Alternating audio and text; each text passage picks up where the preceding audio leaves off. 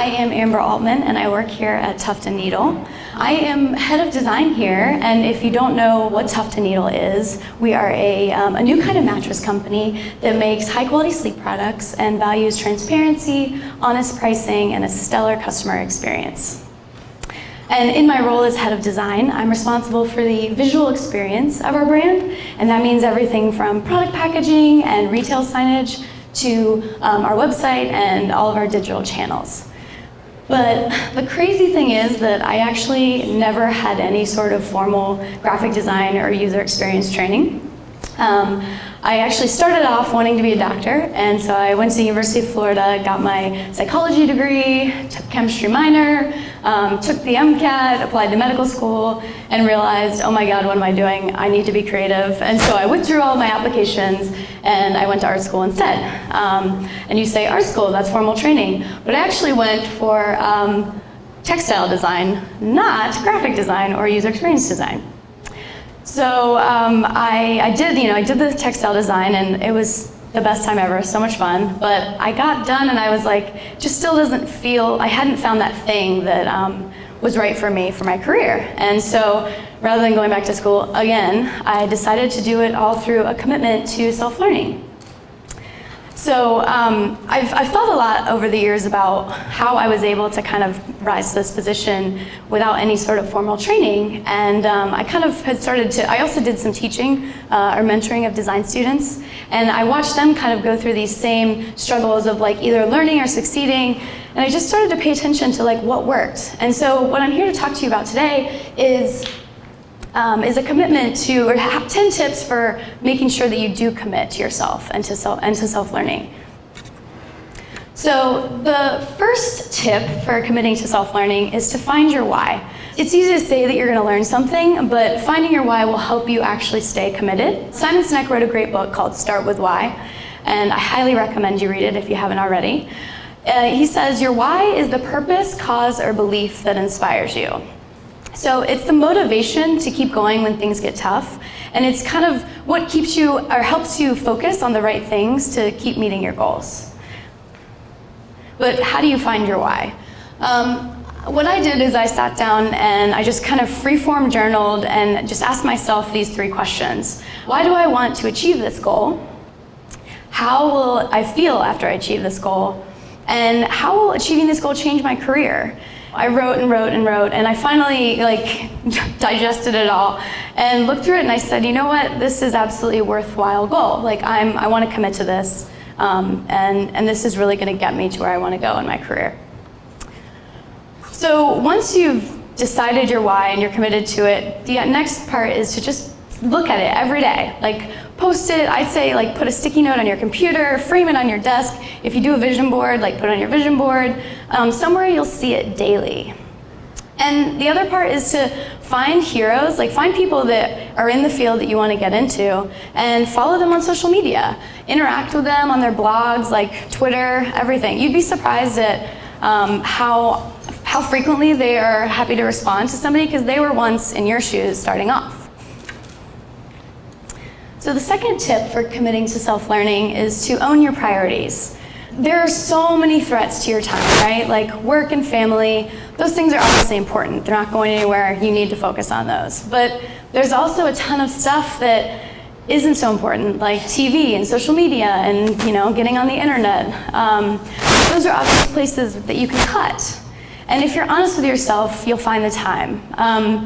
And realize that committing to something also means temporarily saying no to one or more things, but you're doing it for the right reason because, again, you have your why. I actually felt the pain real hard recently because doing this is way easier to say than to do, right? I actually, when I first started off my self-learning journey, I had a lot less responsibility, both at work and home, and it was just a lot easier. I also had this burning desire to figure out what the heck I wanted to do and to succeed at it. And so, I went whole hog in. But just recently, now that I have this new role as head of design, I wanted to kind of reconnect with my illustration, typography, and color skills, since now I'm not solely doing UX anymore. And so I started to commit to a 100-day project. I don't know if anyone's heard of that. Now, I did that originally way back in the day, and I'll talk about that later.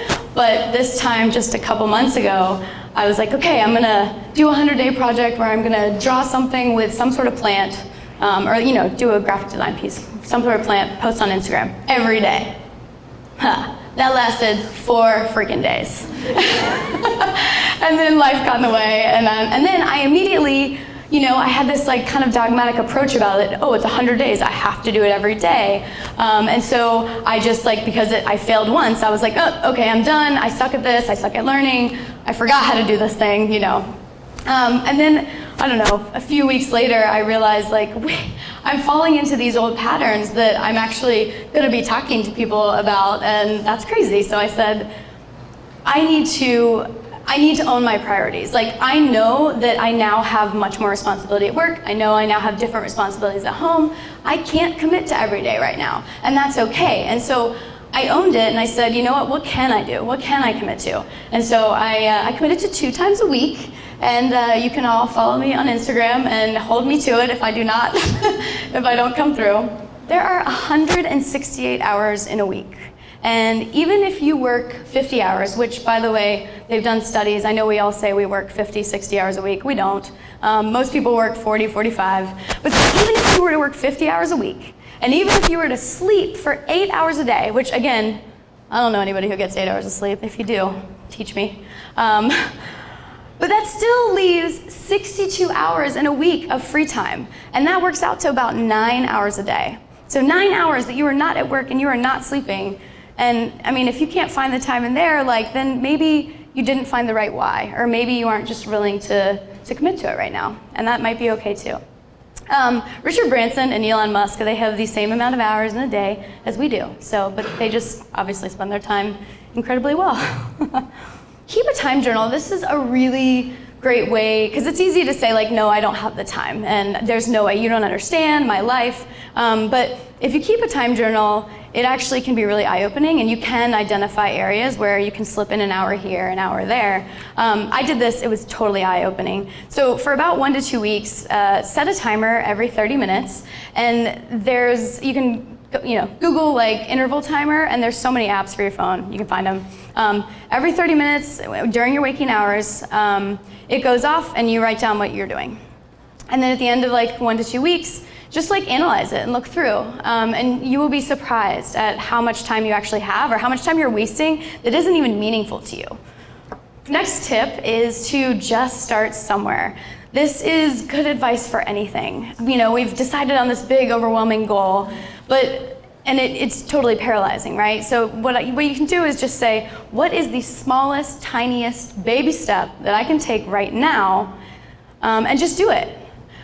And the other part is to give yourself permission to do it badly. You're going to just tell yourself, I'm doing a first draft, it's gonna suck, and that's okay, I'm gonna come back to it. When I was actually in this new role, a few months ago, I was creating a shot list for our photo shoot. And this is something, that I now am responsible for, but I had never done before. And so I don't think I was conscious of the fact that I was kind of terrified by it, but really I was entirely terrified by it, and that was showing up in my life as just completely procrastinating on it. Procrastinating in the sense of I just have so much to do, I can't get to this right now. And then as the deadline was looming, I finally caught myself. I was like, oh, I see you. You are scared to do this. That's why it's happening. That's why you're procrastinating. And so I said, okay, what is the simplest thing that I can do right now, the easiest thing? Okay, I can create a Google spreadsheet. And so I literally went online, I was like, there, Google spreadsheet, done, I am accomplished. And then I was like, okay, what's next? So all right, I'm just gonna make a list of everything I know that we need for the shot list. And so I just started writing stuff down. And next thing I know, I look up and it's 3 hours later and I had the entire first draft of the shot list done. And it's okay, well, that wasn't so bad. And it certainly wasn't perfect, and I certainly went over it another 4 times, but it gave me the base to get started, and I then had the momentum. Same thing goes for learning. It is so easy to get overwhelmed and to talk yourself out of starting. But just convince yourself to take that first tiny baby step, and you'll be surprised at where it takes you. So once you've got over starting, another obstacle can be where to spend your time. There are so many resources out there. The internet is a beautiful, beautiful, totally dark hole. It can be totally overwhelming. And to overcome it, the best thing to do is to make a loose learning plan. Don't be rigid about it, and it doesn't need to be far-reaching into the future. Just like commit to one thing. I usually recommend like finding an entry-level video series and commit to finishing it and going through the whole thing before you jump around or go to something else. When I was teaching myself to code, I used to, I would look at this resource and I'm like, start going through, these tutorials, and then I'm like, oh no, wait, I've got to start with this first. This is the more important thing. And then I just like and I never finished a thing. Like I just kept jumping around, and it really inhibited my learning. And I just felt really scattered and unproductive. So there isn't one right path to learning. Like literally, there are a million different ways you can do it. You just need to start somewhere and then make a path and keep moving forward. And then the next part of that is to learn iteratively. To iterate is to repeat a process with the intention of moving closer to a final goal. Each version gets better and more refined. I already talked about this with a shot list, right? You want to keep moving even when you don't understand something perfectly the first time. A lot of times, and I did this with code too, it's like you come across something and you're like, I just don't understand this. And you try to understand it and you end up getting frustrated. And it really that's kind of the wrong approach to take, I think. Just if you think of it like an onion, right? You're just like peeling off the layers. And with each layer, you're getting a deeper and deeper understanding. So same thing with learning, like choose a video series or a book or whatever it is, go through, and if you get stuck on something, make a mental note. I'm going to come back to this. And then once you're done with that resource, choose another resource on the same topic. How sometimes somebody will explain something to you and you're like, yeah, but you don't really get it. And then somebody else will explain it again and you're like, it clicked. It's just, we need sometimes that repetition. It's gonna give you additional perspective, and it's going to help deepen your understanding. So embrace the awkwardness. This one is you just have to muscle through it. We don't fail to learn because we're lazy. We fail to learn because learning something new is hard, and we know we're gonna be bad at it for a while. And we don't like to be bad at things, right? Procrastination keeps us safe, and learning gets us out of our comfort zone. So your friend procrastination is like, no, you don't want to do that. That's yucky over there. But try to embrace the feeling. It means that you're on the right path. And the more consistent and dedicated you are to your practice, the faster it will pass. So the sixth tip for committing to self-learning is to apply what you've learned. I've talked a lot about resources and videos and books. They're all great, but you have to practice what you're learning.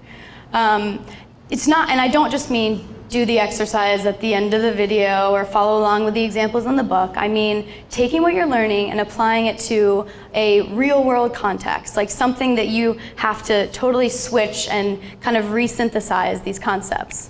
Unless you do this soon after learning, it's really likely that you'll fail to assimilate the concepts. Again, coding example, when I was learning to code, I did that exact same thing. I would just follow along in the book, with the example. I would do the little tiny, code pen tutorial, whatever, but nothing really sank in because I was really it was essentially the same form as copying, right? Like when you're just copying someone that's written something else. But it wasn't, I finally decided okay, I need to build this portfolio website. And so I started building my portfolio website. And so I would watch a video tutorial and then I would go online and I would take those concepts and I would actually apply them to building my website. And that was the first time where I really started to see a breakthrough in learning to code. Another way you can solidify your learning is by teaching someone. When you teach something, you have to synthesize the concepts in your own terms. And if you can't do this, you've identified a place where you probably need to learn a little more, dive a little deeper. If you don't have anyone to teach, you can actually just write it out like you are teaching someone. Or another way to write is to start a learning blog. I didn't do this. I got this from my coworker, and I just thought it was the best idea ever. And so a learning blog helps you keep track of what you're learning. It helps you synthesize your thoughts on it. And it helps you practice explaining it to others, just that teaching thing, right? The other really great thing about a learning blog is that it gives others a glimpse into your thought process.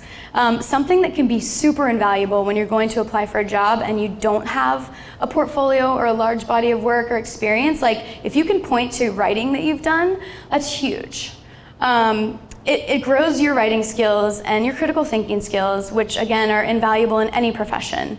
And the other thing it does is you're talking publicly about this thing that you're doing. And it's incredible how helpful people and opportunities will start to show up in your life, like when you start doing this. Like I said, I didn't actually do a learning blog in my journey, but what I did do was I committed to the 100-day project. This is the time when I actually did it for real, or the everyday thing.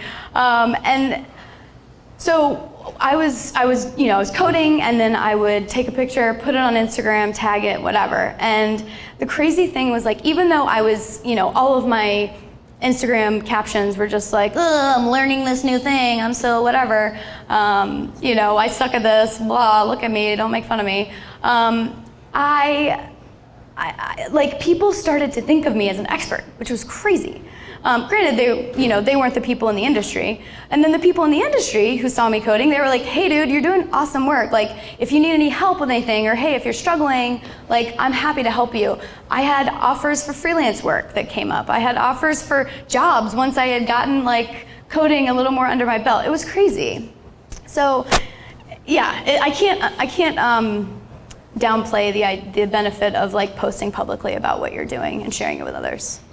Number 8 is commit to every day, or at least be consistent. I used to say commit to every day, but given my recent experience, I now say, or at least be consistent, because the reality is sometimes we can't commit to every day. But as frequently as possible. When you commit to every day, you fast track your learning, and it's refreshing the concepts daily that strengthens neural connections. And the other nice part about doing it frequently or every day is that you can do shorter learning sessions, which basically makes your brain happier, because you're not cramming all this stuff and then forgetting it immediately. When I was learning to code, I tried so many times unsuccessfully. What I would do is I would sit down, I would burn through a lot of content, I would be totally exhausted and overwhelmed, and so I wouldn't come back to it for like a month, maybe even 2 months. And then I would finally sit down again to do it, and I would realize that I had forgotten literally everything that I had learned the last time. And so this cycle of, like, cramming, frustration, procrastination just, like, kept going on and on. And it wasn't until I committed to that 100-day project that I really started to see a real breakthrough in my understanding.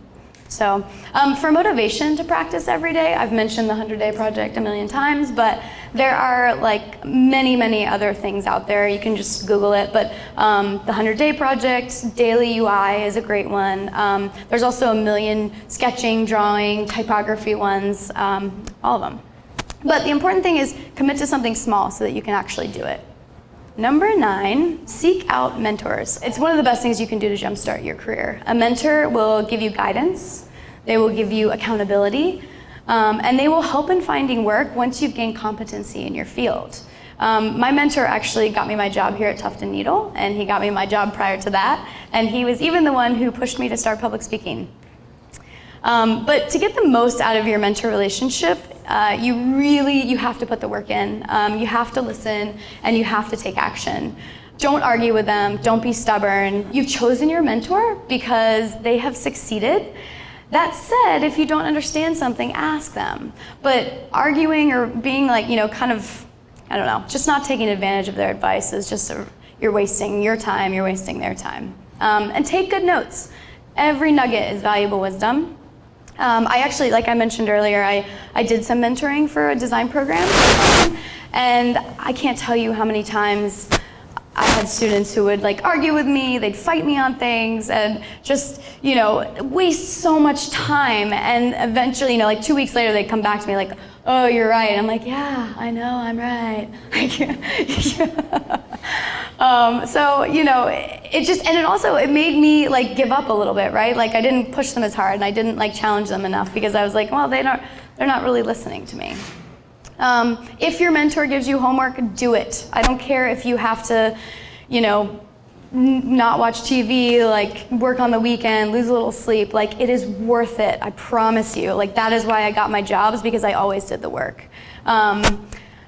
It shows you that you're taking their time seriously, and that you're committed to your goal. It also shows that you have a good work ethic. Like, if this person's going to recommend you for a job, like, they're putting their name on the line. And if you've gone out of your way to like show your mentor that you're serious, like, that's going to help a whole lot. But I hear a lot that, like, I can't find a mentor. I don't know how to find a mentor. But the thing is like, mentors can be informal, and they can be just as powerful. One option is join a professional network. AIGA is a sponsor here, and I literally can credit AIGA with first of all meeting my mentor, and just my entire group of friends back home, where I just moved here, by the way. And I got so much out of it. They helped me stay motivated. I got answers to my questions. Like I said, I found a mentor, and I was able to source jobs. But there's also online communities like Twitter and Dribbble, and there, it's not quite as personal, but you can still make connections and you can still get inspired. Another way to kind of have an informal mentorship is to ask someone a specific question.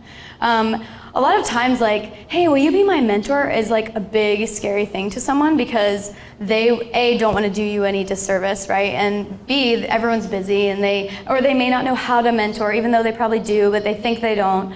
And so if you just ask somebody a specific question, like, hey, Amber, like, you know what, would you mind grabbing coffee with me? Can I buy you coffee, and we can talk about XYZ, whatever it is you're interested in? And then we go and we have this hour thing, and guess what? You just got mentored. Like, it's as simple as that. It takes the pressure off of the mentor, and it takes the time commitment off too. The other thing is feedback. Get in the habit of asking for feedback. Like, essentially that is being mentored. Ask for feedback both for your work and for yourself personally. Getting different perspectives can help you think critically and identify patterns.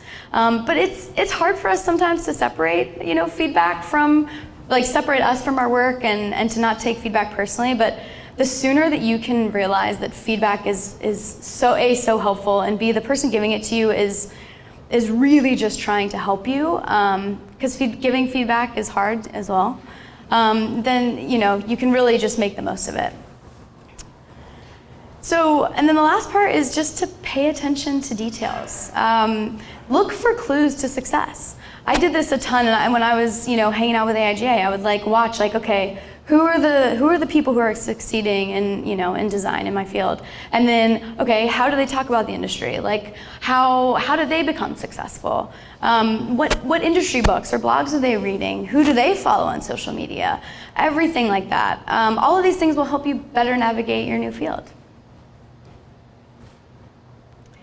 And the last part is to show enthusiasm. This, again, helps with everything in life. I mean, I'm naturally outgoing, so it makes it easy, but even if you're not, body language and tone can go so far. They can get you so far in life. So I was learning to play tennis, and I was entirely terrible at it.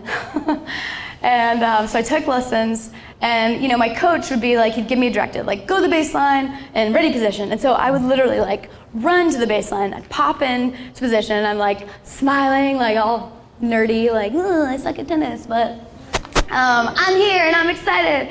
And I watched him really mirror my enthusiasm and really get excited about teaching me, because here's this thing that he's passionate about, and I'm a little sponge and just so passionate about it. And he just wanted to, it made him put more into the lesson. He pushed me harder. He actually even went over time on the lessons, which coaches do not do, because he knew I really was excited about it. And then on the flip side of that, sometimes I would, I'd come early and I'd just be waiting for my lesson, and I'd watch somebody else be in the lesson, and he's like, all right, go to the baseline. And they're dragging their feet. They're just exhausted. You could tell they're exhausted. They don't want to be there, and they're frowning.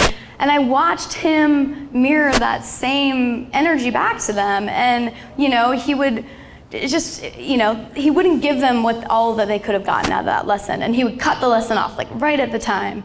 And so people pick up on subtle clues, like use body language and tone to your advantage. These are the things that worked for me, but honestly, it doesn't matter what tools or methods you use. The important thing is that you make the commitment. You can have whatever career you want. It's never too late. I had almost two careers, well, the beginnings of 2 careers before this one. And you don't have to necessarily go to school for it. But what it does take is commitment to yourself and commitment to self-learning. Thank you guys. Thank you so much. Thank you. And thanks to Creative Mornings for letting me do this. This is awesome.